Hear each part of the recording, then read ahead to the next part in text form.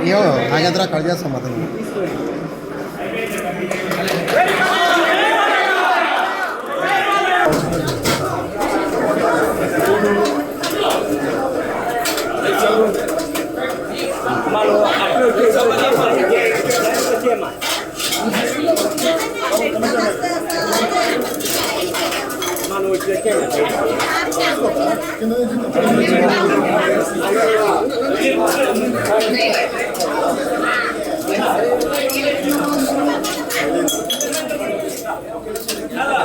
శ్రావణ శుక్రవారం అందరికీ ప్రత్యేకమైన రోజు. శ్రావణ శుక్రవారం అంటే నూతనం. అలాగే ఈరోజు నిన్న స్వాతంత్ర దినోత్సవం రోజు అక్కడ మా బసవతారక ఇండోమెరికన్ క్యాన్సర్ హాస్పిటల్ ఏదైతే అమ్మగారి పేరుతో ఉందో అండ్ రీసెర్చ్ ఇన్స్టిట్యూట్ హైదరాబాద్లో మేము అక్కడ జెండా ఎగరవేయడం జరిగింది. అందుకని నేను ఇక్కడ కావడం ఇవాళ నాన్నగారి పేరుతో నిన్న అమ్మగారి పేరుతో ఉన్న ఆసుపత్రిలో జెండా చేయడం ఇవాళ అనుకోకుండా ఇక్కడ అన్న క్యాంటీన్ అయితే ఏదైతే అన్న అంటే ఎవరు ఇంకా మరి తారక రామారావు ఆయన ప్రారంభించడం జరిగింది.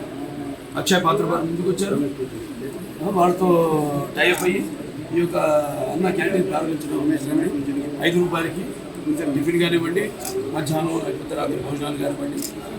అలాగే ఇప్పుడు నిన్న గుడివాడలో ఆయన ప్రారంభించడం జరిగింది ఒక అన్న క్యాంటీన్.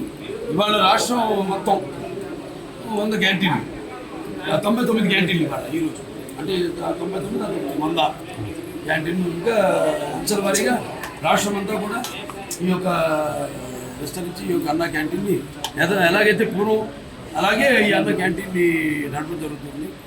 ముఖ్యంగా ఈ యొక్క రోజువారీ కూలీ నాది తీసుకునేవాళ్ళు అంటే ఆర్థికంగా దారిద్ర్య దిగువ రేఖ ఉన్నవాళ్ళు కష్టపడి రెక్కాడితే కానీ డొక్కాడని వాళ్ళకి మరి ఈనాడు ఎంతో పుష్టికరమైన ఆహారం. మీకు తెలుసు అక్షయపాత్ర వాళ్ళు అంటే మా క్యాన్సర్ హాస్పిటల్ కూడా వాళ్ళు చేస్తుంటారు.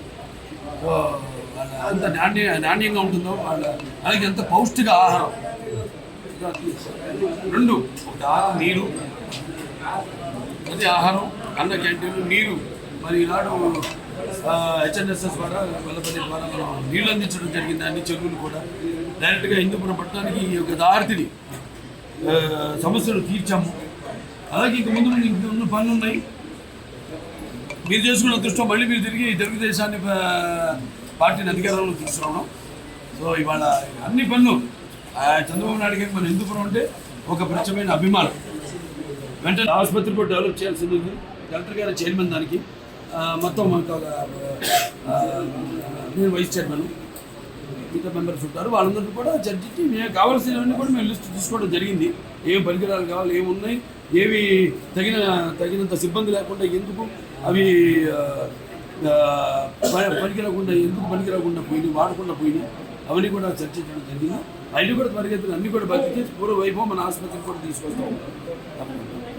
కలెక్టర్ గారికి ఈ సభాముఖంగా నా ధన్యవాదాలు తెలియజేసుకుంటున్నాను. అడ్వాంటేజ్ ఉంది అక్కడ మనకి ఎయిర్పోర్ట్, బెంగళూరు ఎయిర్పోర్ట్ ఉంది. ఇంకా 2-3 రోడ్లు కూడా మేము అది కూడా నేను త్వరగతిని వాళ్ళని కలిసి కేంద్ర ప్రభుత్వాన్ని కూడా సోమందేపల్లి నుంచి యలాంకాకి రోడ్ అయితేనేమి అవన్నీ అయితే ఇంకా దగ్గరికి మనకి డిస్టెన్స్ అవుతుంది.